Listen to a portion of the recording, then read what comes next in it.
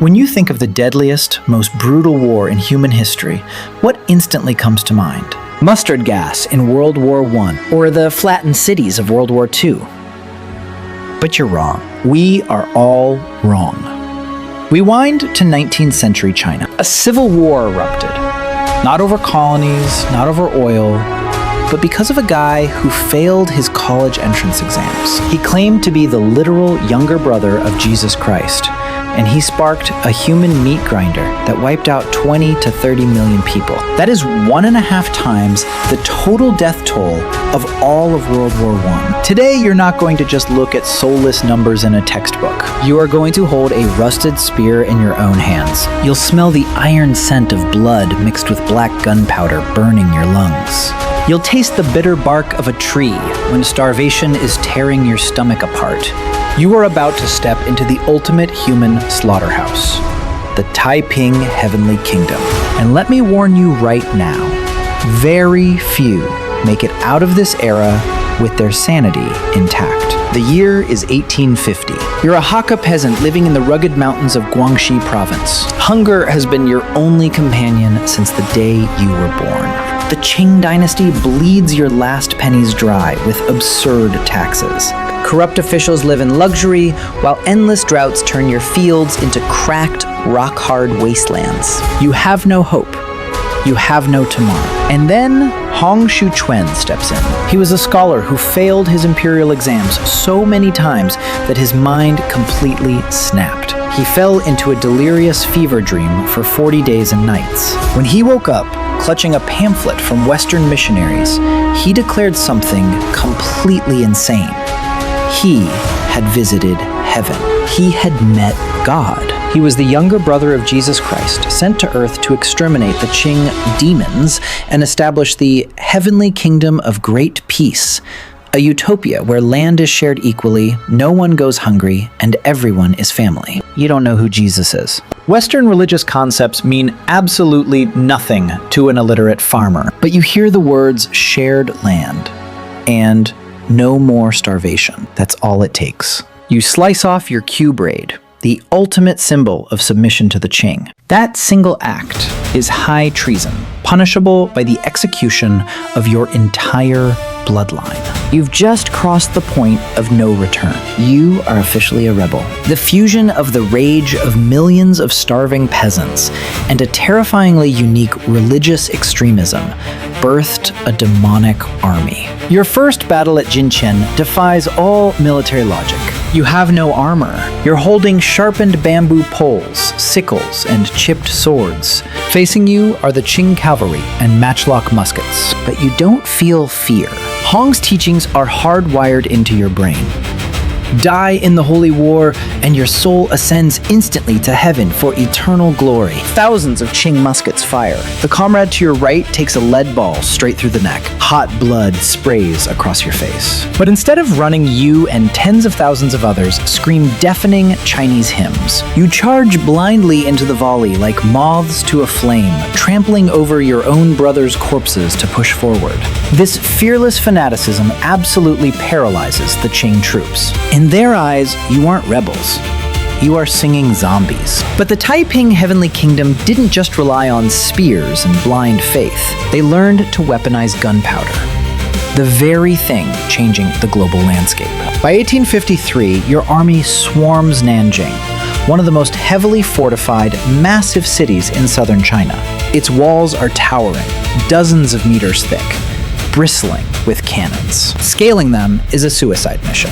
But your side has coal miners from Hunan. You are shoved into a tiny, pitch-black tunnel digging straight through the earth, right under Nanjing city walls. The air is so suffocating, your lungs burn. You crawl on all fours, your fingernails bleeding from scraping against rocks. For every meter of dirt pulled out, you push in massive barrels of black powder. The massive mine detonates beneath the wall. The ground violently shakes like a top-tier earthquake. Thousands of tons of stone and dozens of guards are launched into the sky, Raining back down in a storm of debris, a massive breach opens. You're in the Meat Shield Squad, the Suicide Vanguard. The signal flags wave. You scream and charge into the smoke-filled gap. The Qing defenders unleash hell from inside grape-shot firebombs, boiling oil. The front lines drop like flies, their flesh literally sizzling. You stomp on the smoking corpses of your comrades, vault through the breach, and hack off the arm of a defending general. Nanjing falls.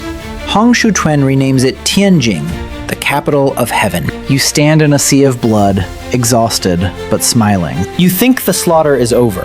You think you've made it to heaven, but you are dead wrong.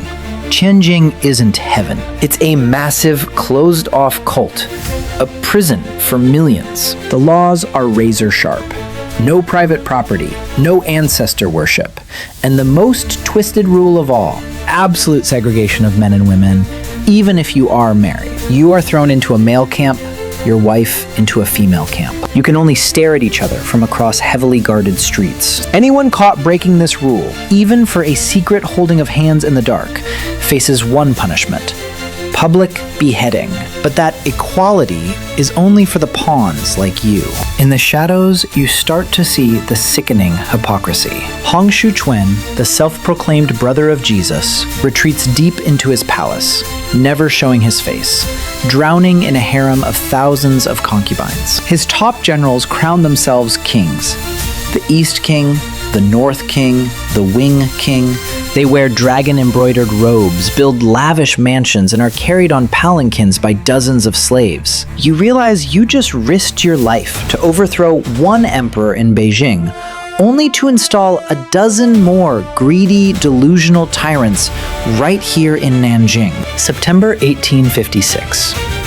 The sky over Tianjin turns blood red, not from a Qing invasion, but because the leaders of the Heavenly Kingdom start slaughtering each other in a massive power struggle. The Tianjin incident erupts. Hiding behind a broken window, you watch the North King's troops drag tens of thousands of the East King's loyalists into the streets in the dead of night. The brothers in arms who survived a hail of bullets with you are now getting decapitated by their own comrades. Bodies pile up at intersections. Blood runs down the cobblestones and pours into the river. Over 20,000 people are butchered in a single night. Your faith shatters completely.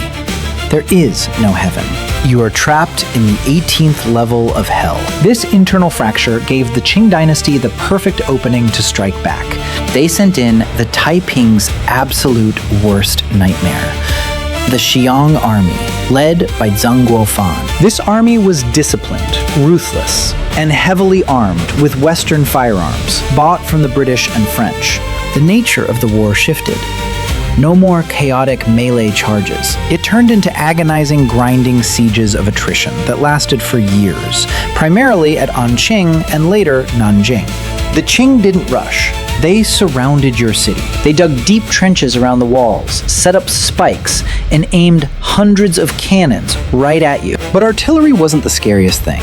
What was slowly killing you inside the walls was starvation. By month 1, the pigs and chickens were gone. By month 2, the last dogs, cats, and rats had been boiled alive. When the freezing winter hit, you had nothing left. You take a knife, scrape the bark off trees, and chew it desperately.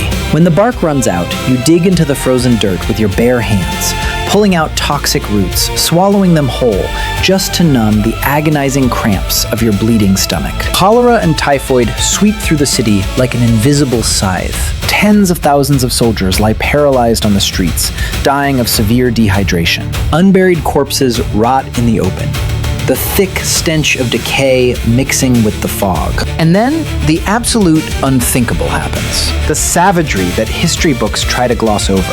When the bark and roots were gone, the hollow, glazed eyes of the living started staring at the freshly dead. In Anqing and Nanjing, people resorted to cannibalism just to survive. In the black markets, human meat was openly hung up and sold like pork. You sit huddled in a corner, staring at your filthy hands. You aren't human anymore. Everyone trapped in this siege has devolved into starving ghouls. Summer 1864. Hong Xiuquan, the man who caused tens of millions of deaths, finally drops dead from illness or by swallowing gold leaf. Soon after, Qing forces pack tens of tons of explosives and blow the walls of Nanjing wide open. The Xiong army floods in. Zheng Guofan's orders are crystal clear. Take no prisoners. Kill them all. The final massacre begins. Qing soldiers go house to house, decapitating anything that breathes. The elderly, women, infants. It's a frenzied genocide that lasts for days. You try to drag your skeletal body away, but you have nothing left. A long spear pierces you through the chest from behind. You collapse onto the blood-soaked dirt. Around you, the piles of corpses are so high they block out the sun. The Yangtze River, the great mother river of China, literally stops flowing that day. It is choked by hundreds of thousands of bloated bodies, dyeing the water a thick, dark crimson. You close your eyes and take your final breath. 14 years of a delusional pipe dream. 30 million lives wiped out. The most fertile plains of southern China are turned into a massive, uninhabited graveyard for decades. The Taiping Heavenly Kingdom falls, ending the bloodiest civil war humanity has ever witnessed. 30 million people vanished from the earth because of a twisted utopian delusion. But while the whole world shudders at the brutal fanaticism of the Taiping rebels, history quietly glazes over the story of the man who crushed this rebellion, Zheng Guofan, the supreme commander of the Qing army. To save the empire from collapsing, he ordered massacres and genocidal tortures so vile that even the Qing emperors sitting in the Forbidden City were terrified of him. So was Zheng Guofan a great savior or a demon hiding behind Confucian robes? If you have the guts to look into the darkest abyss of human psychology when given absolute power over life and death, you need to click the video on the screen right now. The story of the Butcher Army and the massacres behind the curtain of victory is the real nightmare that will keep you up at night. Click it. I'll see you there.